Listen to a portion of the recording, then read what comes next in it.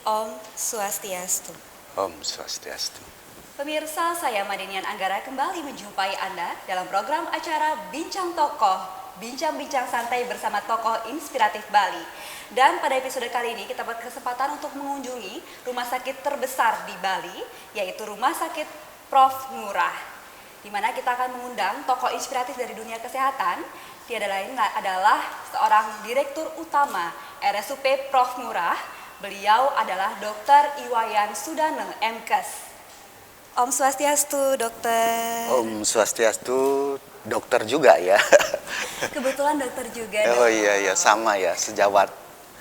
Baik dokter, terima kasih dokter Iwayan sudah menyempatkan hadir. Ya, itu di gedung baru Poliklinik ya dokter ya? Betul. Melihat lebih lanjut mengenai gedung baru ini yang sangat cantik dokter dan sangat apik sekali penataannya. Bisa mungkin Bapak Dirut jelaskan sekilas tentang gedung ini? Oh ya baik, jadi saya kira memang gedung poliklinik ini baru ya, mungkin baru beberapa minggu ya kita tempati, kita mulai operasionalkan. Karena memang sebelumnya poliklinik yang lama itu sudah tidak representatif lagi, tempatnya kecil, kemudian kapasitasnya juga terbatas, dan kondisi bangunannya juga sudah lama ya. Sehingga kami sesuai dengan perencanaan, kami bangun gedung poliklinik baru untuk rawat jalan, dan ya seperti Dokter Nian sampaikan, hari ini kita ada di gedung poliklinik baru itu. Dengan wajah baru ya dokter. Ya. Nah, kalau berbincang-bincang mengenai seorang direktur utama Rumah Sakit Umum Pusat Prof. Ngurah, dokter. Saya sangat bangga di sini dokter dapat hadir bersama dengan kru Bali TV. Kita dapat mengulik lebih lanjut mengenai perjalanan seorang dokter Iwayan Sudane. Bagaimana dokter dari titik dokter awal mula menjadi seorang dokter dan hingga ke posisi puncak berkarir di posisi sekarang ini. Mungkin seperti kebanyakan orang ya, seusia saya ya, yang kalau sekarang usianya sudah 59 tahun, hampir 60 ya. Itu biasa, apalagi orang di desa. Saya itu orang desa, dokter Dian ya. Jadi biasanya di desa itu orang tua itu nanti kalau sudah besar nanti harapannya pasti jadi dokter gitu ya. Itu. Nah, sama kami juga begitu ya. Nah, sehingga kami kebetulan Bali ya, orang Bali, lahir di Desa Penateh dan zaman dulu itu belum ada TK. Belum ada TK, langsung sekolah SD. Nah, waktu itu pun kalau sekolah itu ada standarnya juga kalau bisa bisa masuk sekolah SD itu. Apa saja dokter? Jadi biasanya tangan kita disuruh naik gitu, naik terus di kepala, terus pegang daun telinga, gitu. Iya, yang sebelahnya. Kalau bisa dimegang itu, boleh masuk gitu. Jadi ukurannya seperti itu gitu. Panjang tangan ya dokter. Panjang tangan ya. Jadi kebetulan saya hampir juga tidak bisa gitu masuk, tapi ya itu kan sangat subjektif ya, sedikit dimiringkan kepalanya bisa pegang gitu. Ya akhirnya masuk SD, di SD 2 Penateh, SD 1 sebenarnya, ada 1 dan 2 itu gabung. Tetapi zaman dulu kan kita kecil-kecil gitu, belum paham mana SD 1, mana SD 2, pokoknya di mana ada ngumpul teman-teman ya udah ikut ke sana berbaris, nanti dibagi ya udah ke sana ke kiri, yang sebelah ke kanan, yang sebelah ke kiri gitu. Nah, saya kebetulan ikut teman-teman akhirnya masuk ke SD nomor 2 Penateh, SD 2 Penateh gitu. Baik. SD 2 Penateh sampai kelas 6, kemudian tamat, terus masuk SMP. Kalau zaman dulu kan orientasi kita sekolahnya negeri. Jadi masuklah SMP negeri yang paling dekat itu dari Penateh dulu SD negeri Sumerto namanya. SMP negeri Sumerto yang sekarang menjadi SMP negeri 8. Kemudian kalau tamat SMP itu kan mulai remaja. Nah, yang paling dekat sebenarnya SMA-nya SMA Negeri 3 dari SMP Negeri 8 sekarang ya. Itu, tetapi kan tidak boleh naik motor. Ini mulai remajanya kelihatan kan, semangat cari SMA supaya bisa naik motor dan perjalanannya panjang. Saya memilihnya SMA yang agak jauh gitu, negeri yang agak jauh. Tantangan ya dokter? Iya, supaya ya di perjalanan itu agak panjang ya naik motornya. Jadi milihnya SMA Negeri 2 Denpasar. Dekat sini di Jalan Sudirman di Panjar ya. Saya itu sebenarnya SMA itu belum ada cita-cita untuk menjadi dokter. Apalagi SMP kan belum sama sekali ada gambaran bayangan kemana gitu. Tetapi SMA saya dari kelas 2 naik ke kelas 3, kebetulan orang tua bapak itu tidak ada. Jadi meninggal karena memang liver ya, sirosis hepatis. Jadi beliau mungkin sudah merasakan jalan, jadi sempat membisiki saya gitu. Nanti kalau sudah tamat SMA, lanjutkan sekolah dan cari kedokteran. Nah gitu pesannya beliau. Ya dari situ saya mulai gitu. Mulai ada gambaran untuk supaya melanjutkan kuliahnya itu ke kedokteran, menjadi seorang dokter. Nah, kebetulan saya secara pribadi itu pasti kebanyakan orang gitu, orang Bali ya terutama, itu yang namanya orang tua itu kan tidak hanya orang tua yang melahirkan, yang membesarkan, tetapi merupakan sosok sekaligus guru kita gitu. Yang namanya guru itu kan kita harus ikuti. Dalam kita belajar itu sekolah maupun kuliah, guru dosen itu apa yang disampaikan ilmunya itu kan kita harus ikuti. Jadi saya sama gitu. Jadi prinsip hidup itu. Jadi orang tua itu harus kita ikuti, harus kita hormati, harus kita berikan posisi yang memang sebagai orang tua gitu.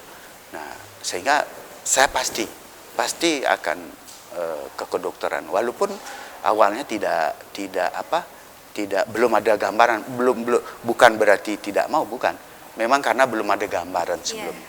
Tetapi dengan seperti itu dorongan almarhum, tentunya memperkuat kemauan, memperkuat dorongan untuk masuk ke kedokteran. Nah, saya masih ingat, jadi sesaat mungkin kalau sehari sebelum tes, itu kan tes ya. Baik, kedokteran zaman dulu itu tes itu sore mau ke malam itu petang itu ya, saya datang ke kuburannya beliau. Jadi biasa saya Hindu, orang Bali Hindu pasti bawa sajen. Saya bawa sajen. Saya bawa kesukaan beliau dan berdoa di sana. Itu sepi itu di tengah kuburan itu. Hanya dengan adik-adik saya saudara 3 orang ya. Kemudian ada adik cewek putri, kemudian adik berikutnya cowok putra. Saya sama adik yang putri ya, yang cewek. Datang berdua aja. Itu sepi, tapi tidak ada rasa takut karena memang keinginan untuk menyampaikan doa dan memohon doa sekaligus doa restu untuk menyampaikan kalau memang saya masih ingat karena bisikan beliau itu untuk kedokteran, kalau memang seperti itu tolong mudahkan perjalanan saya, tenangkan saya dalam mengikuti tes ya, menjawab soal-soal, mengikuti tes. Jadi simpel itu aja. Terus balik lagi. Saya tidak menyampaikan ke saudara yang lain barangkali juga termasuk ibu, jadi lupa waktu itu. Apalagi kan ada sodomisan, ada keluarga besar gitu. Tidak ada yang tahu saya milih kedokteran. Hanya adik yang saya ajak itu. Ya itu. Ya udah begitu tes, ya benar saya mungkin tidak ada beban ya, artinya ikuti saja prosesnya. Kemudian saat pengumuman, jadi begitu ini lolos gitu. Nah setelah itu baru saya menyampaikan kepada saudara-saudara keluarga besar gitu. Nah seperti itu kira-kira perjalanan ya untuk apa namanya sampai kuliah di kedokteran, kemudian proses mengikuti kuliah dan menjadi seorang dokter. Dan di sini poinnya memang peran orang tua. Ya, restu orang tua. Restu orang tua. Itu sangat penting bagi perjalanan hidup kita, dokter. Makanya mungkin sekarang ya Gen Z ya. Jadi Gen Z sekarang anak-anak milenial itu bagaimanapun teknologi canggih, lingkungan yang serba mudah ya. Serba mudah, tetapi restu orang tua itu masih harus itu dari itu mungkin sesuatu hal yang memang pakem sudah ya dari dulu sampai mungkin selamanya gitu. Jadi kalau tanpa restu orang tua itu sepertinya sulit gitu. Demikian juga sebaliknya ketika ada restu doa dari orang tua, sepertinya perjalanan kita menjadi dimudahkan ya. Mungkin ada yang kenapa masih sulit, mungkin kalau tidak ada doa lebih sulit lagi gitu. Jadi akan dipermudah itu. Dan dokter terbayangkankah bahwa dokter saat itu, saya beberapa tahun kemudian akan menjadi seorang direktur utama di sebuah rumah sakit terbesar di Bali? Enggak, kebetulan saya itu kan orang desa ya, Dr. Dian seperti tadi. Jadi cita-cita itu kan biasanya simpel gitu ya, tidak sampai memang harus sebenarnya ada ya mimpi besar gitu. Tetapi basic kami, keluarga kami, apalagi basic kami itu di keluarga tidak ada yang dokter, tidak ada. Jangankan dokter ya, jadi pegawai negeri itu nggak ada. Jadi semua swasta gitu. Kebanyakan petani gitu ya. Swasta, kemudian dagang pun kecil-kecilan yang namanya di desa gitu.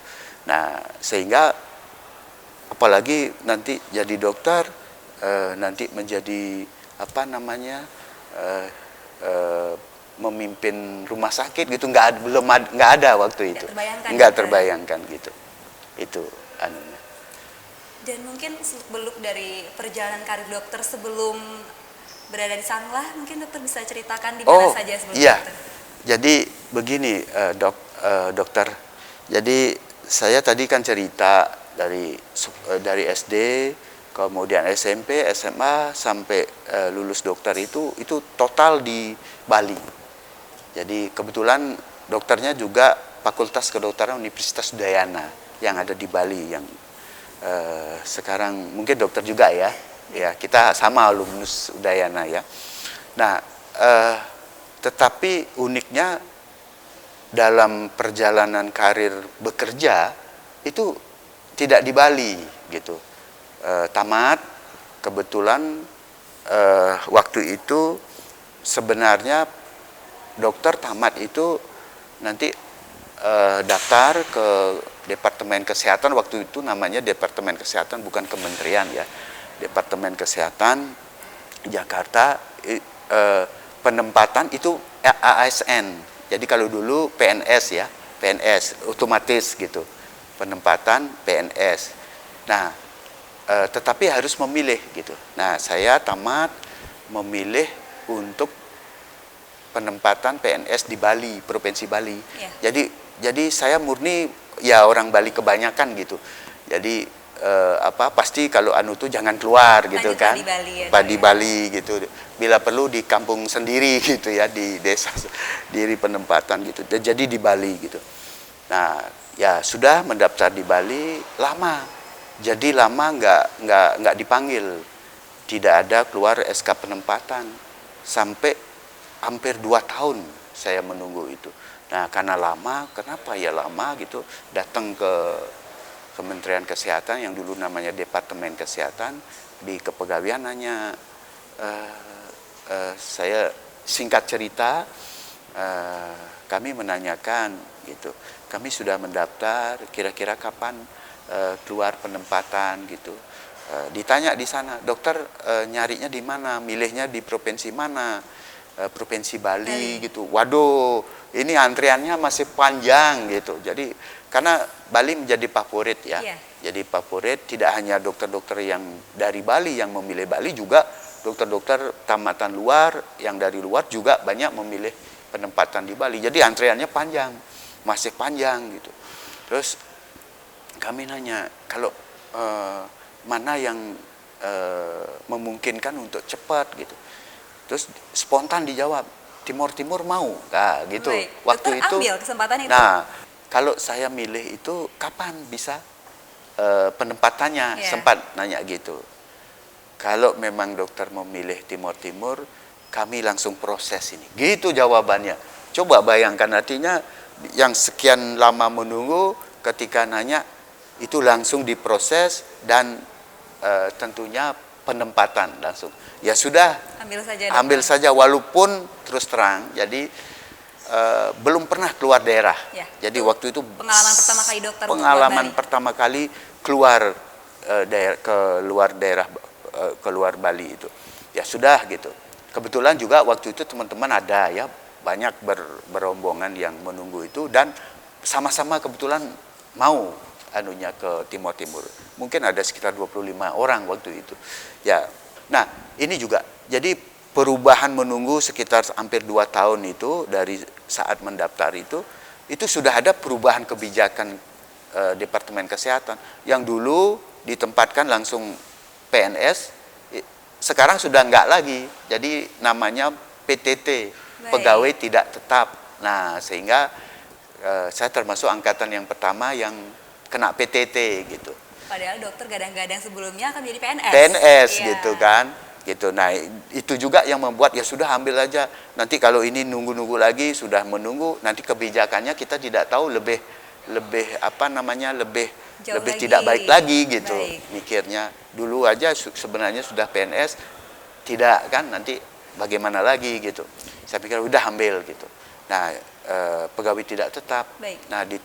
Nah, pegawai tidak tetap tuh ada kriteria penempatannya, ditempatkan di daerah yang tidak terpencil ya, kemudian terpencil, sangat terpencil gitu. Saya kebetulan dapat yang sangat terpencil gitu, sangat terpencil. Di daerah mana itu dokter? Nah, di mana itu? Kabupaten Air Merah. Kami lihat, cari informasi Kabupaten Air Merah, kemudian tanya juga teman-teman, oh itu dekat kok, itu bersebelahan dengan Kabupaten Dili. Kabupaten Dili itu kan ibu kotanya ya, Iya. Timur. Kabupaten Dili, oh berarti tidak terlalu jauh, kenapa sangat terpencil gitu juga, itu berdampingan. Ya sudah, kecamatannya apa? Kecamatan Atsabe. Waktu itu belum ada informasi Atsabe di, ya udah, tenang. Benar, dari kota Dili ke Kabupaten Air Merah, namanya Kota Gleno, Ya. itu hanya 1 jam dan jalannya mulus. Baik. Di sepanjang jalan itu perkebunan kopi, enak, sejuk. Tidak terlalu terpencil tampaknya dokter. Tidak, bagus. Mulus jalannya, hot mix gitu. Nah, tetapi benar. Jadi dari kabupaten kota Gleno itu, di Kabupaten Air Merah itu, menuju ke puskesmas kecamatan Atsabe namanya, itu jalannya waktu itu bulan Juli, itu di sana bulan Juli itu kering, artinya jalan itu tidak becek. Baik. Dari kabupaten ke Atsabe itu memang ada aspal tapi sudah hancur. Nah, itu sekitar 4 jam dari kabupaten Glenonya, Air Merah itu, kota Gleno itu sekitar 4 jam. Nah, sana benar. Jadi perjalanan panjang, mengikuti bukit-bukit, mengikuti jalan di pinggir Lumayan jauh jurang. ya dok ya. Ya, kemudian unik di sana baru tahu. Jadi sungai-sungai itu tidak ada jembatan, tidak ada jembatan. Jadi kita turun sungai gitu. Kan berbeda dengan Jakarta itu jalan-jalan itu ada jembatan, karena jembatan itu kan penghubung itu tuh apa orang jalan kaki. Jadi itu. ini masuk langsung ke sungai ya dok ya? Sungai gitu. Syukurnya saat itu tandus. Jalan sungai gitu. Nah, baik. Itu. Dan nah, dokter, bagaimana kisahnya dokter di sana? Apakah dokter di puskesmas tersebut sudah menjadi pemimpin mungkin? Jadi mungkin mohon izin saya lanjutkan dulu ya. Silakan, jadi karena ini bagus sekali pertanyaan, jadi mengingat masa lalu, bernostalgia gitu di daerah yang unik dan mungkin tidak pernah terhapus dalam ingatan gitu. Nah itu kan, turun sungai enak, turun sungai karena airnya kecil ya. Tetapi begitu hujan, jadi mulai Desember, Januari itu kita sudah tidak bisa jalan lagi, lewat lagi. Satu, air sungainya besar. Ada teman yang mobilnya sampai anyut. Tidak gitu. ada jembatan, dokter? Iya, karena pasti turun, nggak ada jembatan, pasti turun sungai itu. Kita pasti sepanjang musim hujan itu diam di tempat dan kedinginan, dingin sekali. Kebetulan daerahnya di ketinggian gitu, dingin sekali. Nah itu kesan tersendiri ya, bukit-bukit dengan kebun kopinya gitu, rumputnya hijau gitu, yang luas gitu, menghijau itu enak sebenarnya. Kemudian masyarakatnya juga bagi kami, mungkin kita ya orang kesehatan itu disambut dengan baik di sana. Jadi masyarakat juga welcome sekali dengan kita, apalagi di Posyandu gitu ya, kita pasti malam itu pasti dipestain gitu. Berapa lama dokter 3 PTT tahun di sana? 3 tahun. Cukup. Nah kebetulan walaupun bukan PNS, yang namanya di daerah terpencil, tadi pertanyaan dokter ya, karena keterbatasan tenaga ya, dokter sendiri gitu ya, otomatis menjadi PLH kepala puskesmas. Dokter satu-satunya dokter di sana? Iya, jadi yang kami gantikan itu dari Semarang, Pak Dr. Eko mungkin kalau bisa mendengar.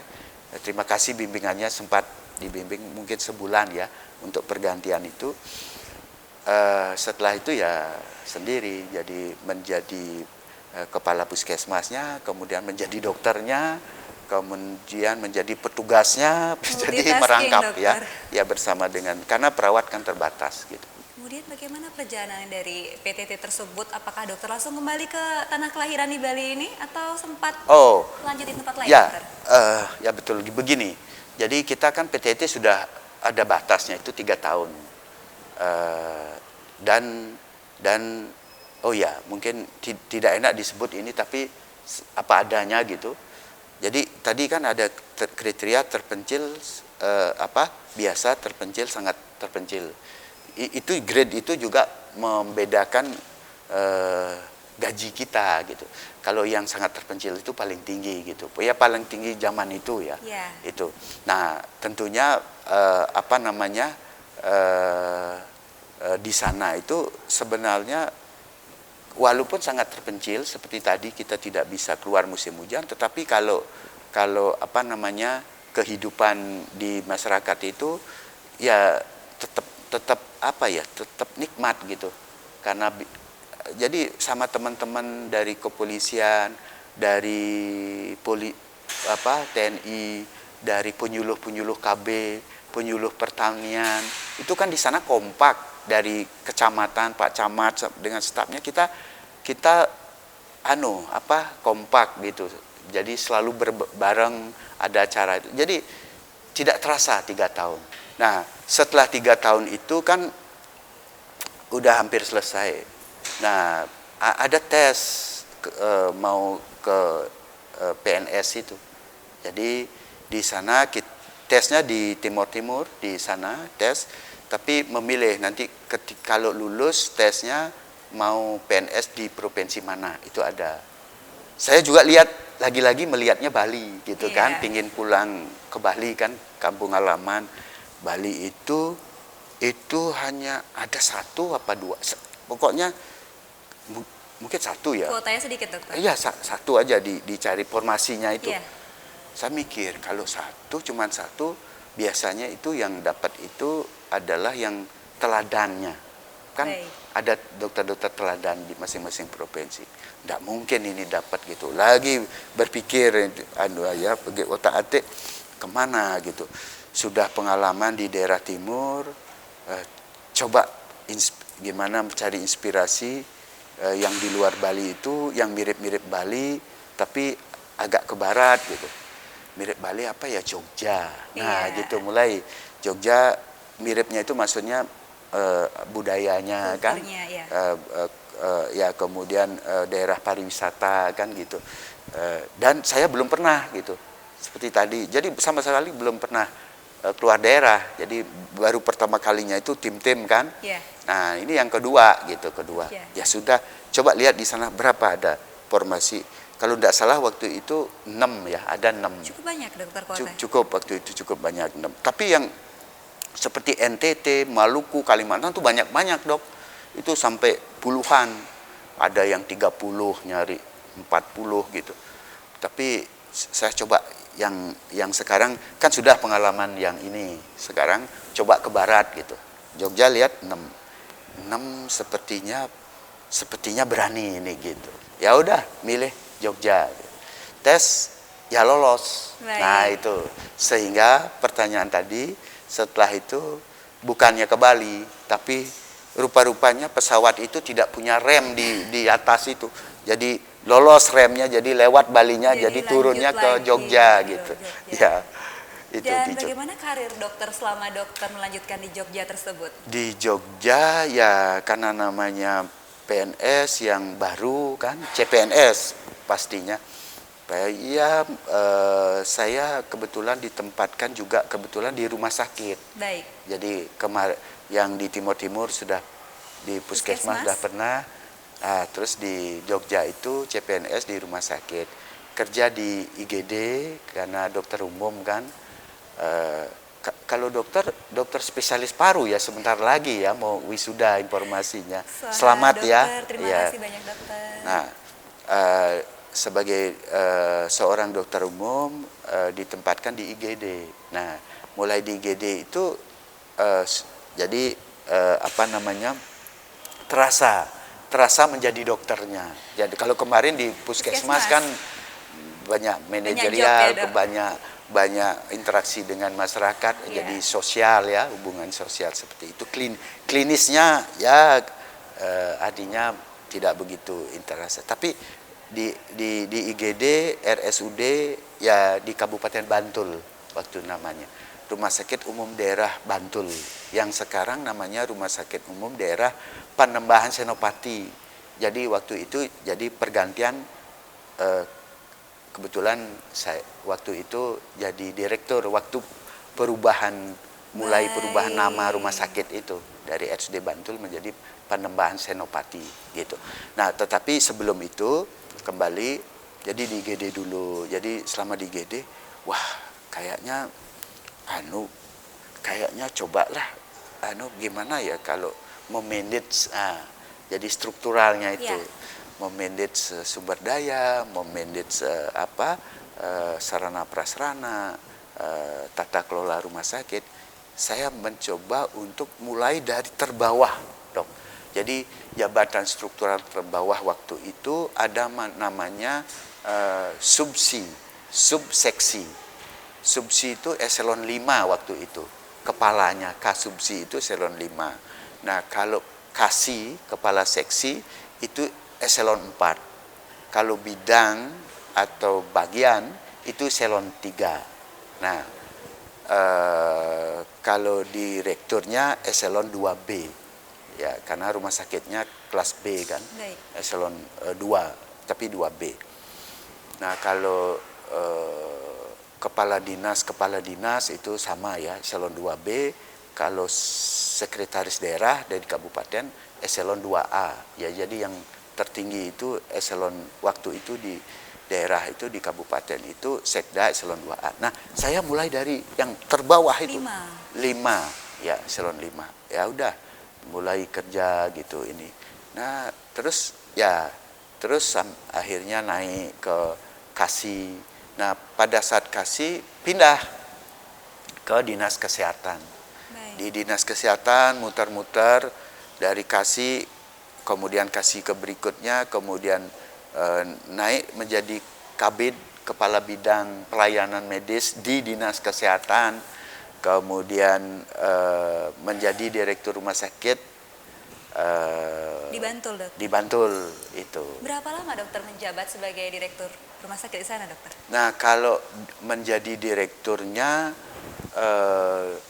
2007 sampai 2016, lebih kurang 9 tahun lebih sedikit lah. Baik. Gitu. 9 tahun lebih Luar sedikit. biasa serta terjang dokter di dunia kedokteran dan juga dokter memilih untuk jabatan struktural. Nah, menarik Iya. sekali nih dokter, karena selama ini kita pikir bahwa seorang dokter lanjutnya ke spesialis mungkin ya, ke arah medis ataupun pelayanan kepada masyarakat. Nah, Iya. mengapa dokter tertarik untuk jabatan struktural tersebut? Ya, ini menarik sekali ini pertanyaannya, mudah menjawabnya yang susah ini. Gini, Dokter Nian. Jadi tadi saya menyampaikan waktu di IGD, jadi betul-betul seorang klinis ya, artinya dokternya itu jalan, itu di jalan itu. Nah, setiap hari kemudian ada jaga malam gitu. Nah, dalam proses-proses itu saya sambil kan kadang-kadang kalau malam itu kan tidak selalu ada pasien, tapi pas tidak ada pasien duduk gitu, merenung gitu, merenung.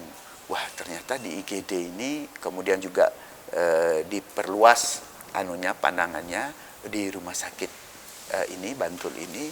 Jadi ini pelayanan ini jadi tidak berdiri sendiri. Jadi ada ya dokter itu sendiri, kemudian ada perawatnya, ada faktor pendukung lainnya, peralatan-peralatan yang harus kita tidak bisa seorang dokter tuh udah memberikan pelayanan tanpa alat, itu tidak bisa di dunia medis itu. Mesti paling tidak ada stetoskop kan, kemudian perlu cek darah dan lain sebagainya dan seterusnya gitu, fasilitas itu dan seterusnya. Jadi sepertinya ini harus bisa terkoordinasi dengan baik, terintegrasi dengan baik, harus ada yang memanage sini. Saya mulai berpikir gitu, karena banyak pasien akan ada komplain ketika misalnya dari segi tenaganya yang kurang pas, dari segi peralatannya yang mungkin kurang dan seterusnya. Jadi ini harus ada yang memanage, yang mengatur ini. Jadi yang mengatur itu ternyata itu tadi. Jadi sehingga ya coba saya muncul terjun jiwa di leadership-nya dokter di sana. struktural itu ya. Baik. Kemudian itu satu. Yang kedua, kalau sebuah pelayanan baik itu memang harus satu sama lainnya terkoordinasi, dan yang bisa mengkoordinasikan itu adalah pemimpin. yang bergerak di bidang manajemen, seorang manajerial, seorang pimpinan di unit itu dan seterusnya naik gitu. Nah, di sana mulai tertarik gitu. Sehingga mulailah saya mau di kepala seksi yang waktu itu walaupun eselonnya eselon 5A. Jadi mohon maaf, jadi semua kasubsi itu tidak ada yang dokter. Hanya dokter saja ya, dokter. Jadi karena eselon 5 itu biasanya dokter tidak mau gitu. Tapi saya harus benar-benar dari nol, dari awal mulai meniti karir tersebut, dokter ya. Saya harus mengalami, harus ada pengalaman gitu prinsipnya. Itu. Menarik sekali dokter ya. Jadi awal mula dokter sebagai kepala puskesmas, kemudian lanjut sebagai direktur di Bantul selama 10 tahun dan menjabat sebagai direktur Sanglah RSUP Prof Murah selama kurang lebih berapa tahun dokter di sini sudah menjabat direktur utama? Sudah 2016, sekarang 2024 ya. 8 tahun 8 ya. tahun lamanya. 8 tahun. Dan dokter, kita lihat dari perkembangan wajah baru Rumah Sakit Umum Pusat Prof Ngurah di sini. Kita lihat banyak sekali ada fasilitas penunjang seperti gedung parkir, kemudian banyak sekali penunjang-penunjang medis, poliklinik yang baru yang saat ini kita gunakan untuk wawancara. Nah, mungkin bisa diceritakan sedikit dokter mengenai fasilitas-fasilitas penunjang tersebut. Saya kebetulan 2016 ya ke sini, memang pingin sekali di akhir-akhir berkarir sebagai seorang ASN gitu, pingin mengabdi di tempat tanah kelahiran gitu, sehingga waktu itu mencoba untuk bidding ya, ini kan jabatan pelelangan ya, ada bidding itu saya ikut. Dan kenapa kok bisa sampai di Ngurah, Rumah Sakit Ngurah, bisa di Rumah Sakit Sanglah. Nah, suatu ketika saya jalan-jalan karena ada kebutuhan untuk belanja di sebuah mall di Jogja, tiba-tiba ada yang memanggil gitu. Pak Wayan, saya sama istri waktu itu jalan-jalan cari kebutuhan pakaian kalau tidak salah. Pak Wayan gitu. Kita kalau di luar di daerah luar daerah di tempat di perantauan gitu, kalau memanggil nama Bali itu kan kita cepat sekali karena kan langka ya, jadi jarang gitu. Pak Wayan, saya jadi noleh. Ternyata ada namanya Dokter Gigi Nuki. Beliau itu waktu itu sama saya, kami di tim-tim beliau, tapi beliau waktu itu sudah jabatannya sudah tinggi gitu. Jadi karena lebih senior memang. Nah, tetapi waktu itu kami sering juga ketemu. Saya di Jogja, beliau waktu itu itu Merdeka ya, Timur itu ya. Iya, jadi beliau pindah ke sini. Jadi Direktur SDM kalau nggak salah. Direktur SDM di Rumah Sakit Sanglah namanya masih waktu itu ya, sekarang Ngurah gitu, Rumah Sakit Ngurah.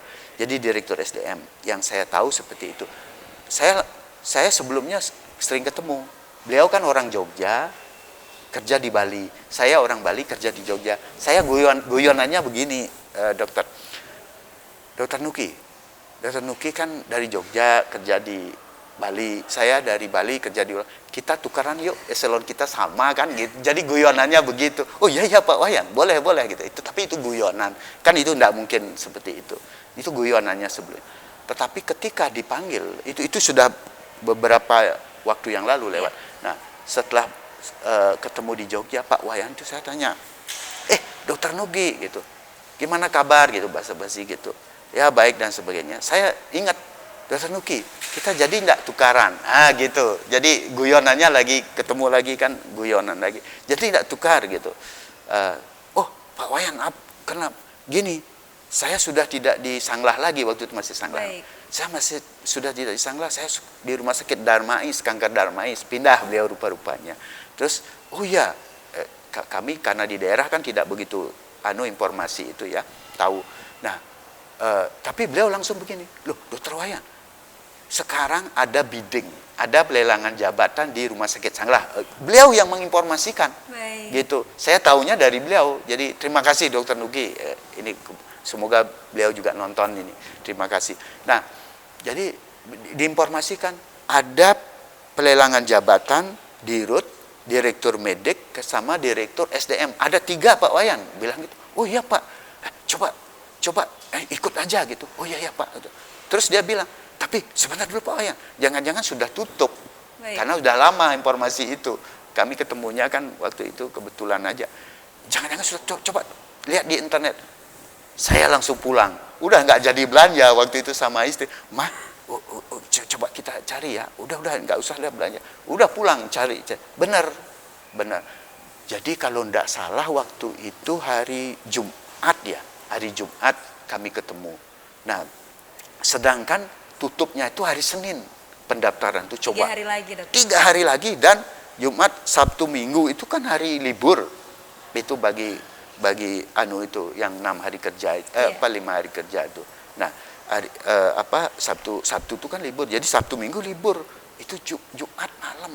Wah, terus ya udah, lihat betul persyaratan itu kami lengkapi semua, ya bersyukur bisa lengkap semua persyaratan untuk bisa mendaftar. Nah, begitu kami kumpulkan, ada satu yang belum. Apa dokter? Ijazah dokter.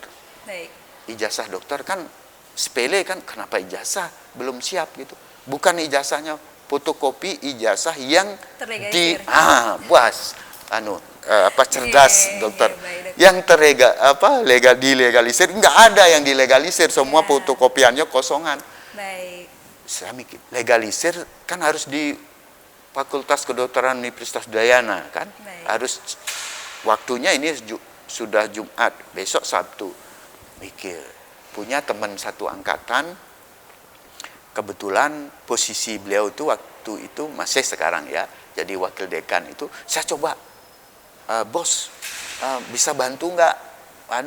Karena nggak mungkin terbang ke Bali untuk itu kan, waktu yang singkat cerita minta tolong.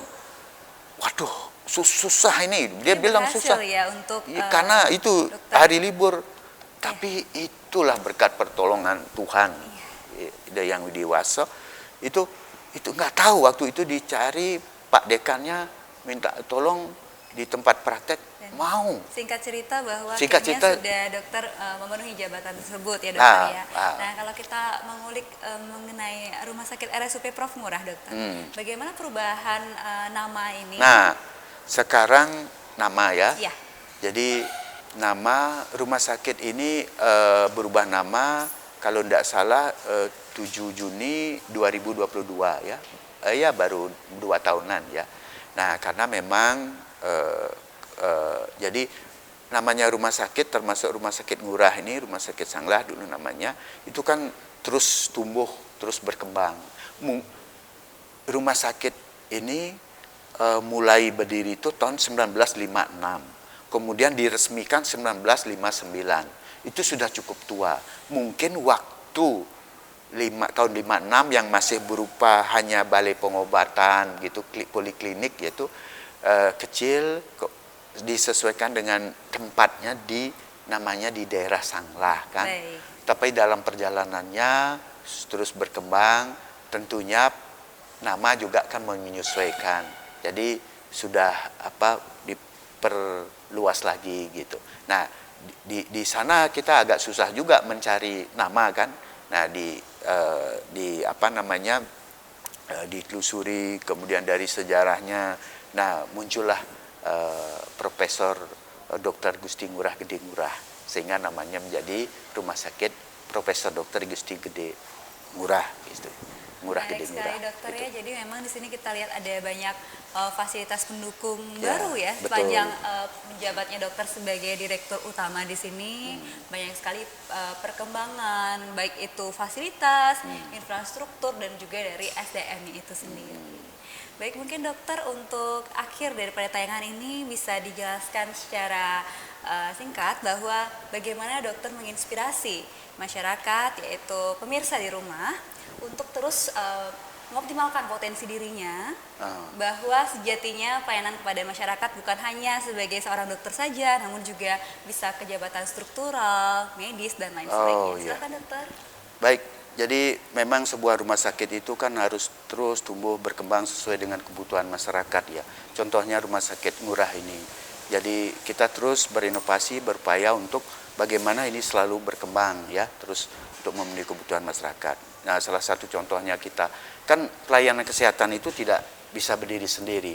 Jadi bagaimana tempat pelayanan, gedung-gedung harus dibenahi, diperbaiki, kemudian peralatannya harus ditambah, harus diperbaiki, harus dipercepat.